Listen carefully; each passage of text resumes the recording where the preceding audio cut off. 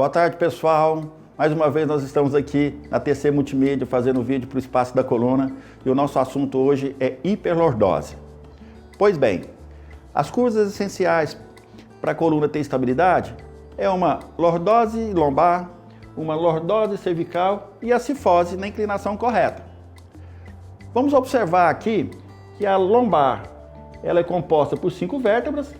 Essas vértebras articulam entre si e apoiam nessa estrutura que é chamada de sacro. O que ocorre? Se eu começo a fazer uma pressão na parte cervical de forma errada, diminuindo essa curvatura, que nós chamamos ela de retificação, ela vai começar a exercer peso irregular nas vértebras, fazendo que haja rotações de vértebras, e isso vai fazer com que o peso que tinha que ser distribuído venha nessas últimas 5 vértebras, pressionando essa estrutura e facilitando para rompimento de hérnia de disco. Se eu fecho essa estrutura, eu estou comprimindo os discos, estou tirando ele da posição anatômica correta. É mais ou menos isso aqui para vocês entenderem. Se eu estou tendo uma distribuição de carga no meio, está tudo correto, é um amortecedor. Se eu perco essa estabilidade e começo a fazer um movimento de pressão unilateral, o que eu vou ter em determinado momento? Um disco rompendo. Rompeu esse disco, pessoal, não adianta eu vir tratar simplesmente essa hérnia. O correto é a gente corrigir a distribuição de carga, liberar essa estrutura para que ela solte a pressão sobre o disco. O que é importante aqui? Se eu tenho uma carga aqui, do meu lado direito, eu preciso, como quiroprata, entender qual o movimento que eu tenho que fazer para tirar essa pressão que está errada no núcleo da vértebra e retornar com essa hérnia para dentro do anel fibroso. Pode surgir, mas a hérnia ela é reabsorvida? Segundo os estudos modernos que tem hoje, uma hérnia de disco, ela leva de 3 a 24 meses para ser reabsorvida de forma natural. O que é importante salientar? É que a quiropraxia, ela facilita essa reabsorção mais rápida e de forma estrutural, para evitar que eu tenha pressões irregulares para cima ou para baixo. A gente sempre pensa o seguinte, tá, por que é que começou essa pressão errada na coluna? Existem vários fatores.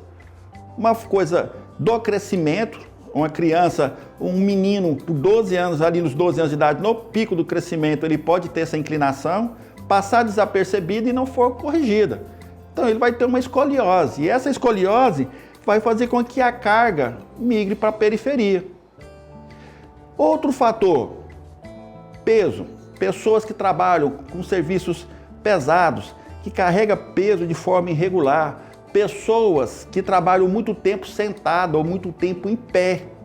O que a gente ensina na clínica? Qual é a pior posição para a coluna vertebral? É a mesma posição. Qual é o pior remédio para a coluna vertebral? Repouso. O que a gente ensina? A não ser aquele paciente que tem uma fratura. Se ele não tem condições de mobilidade, ok. Se não, nós precisamos de movimento. A coluna foi feita para ter movimento. Se você deixar um paciente de repouso, principalmente aquele paciente que está cronificando, a coisa vai ficar cada vez mais tensa, mais travada. Lá no início do processo, você pode entrar ali com medicamento, um anti-inflamatório, o médico pode indicar uma infiltração, mas lembre bem, estão tratando o sintoma.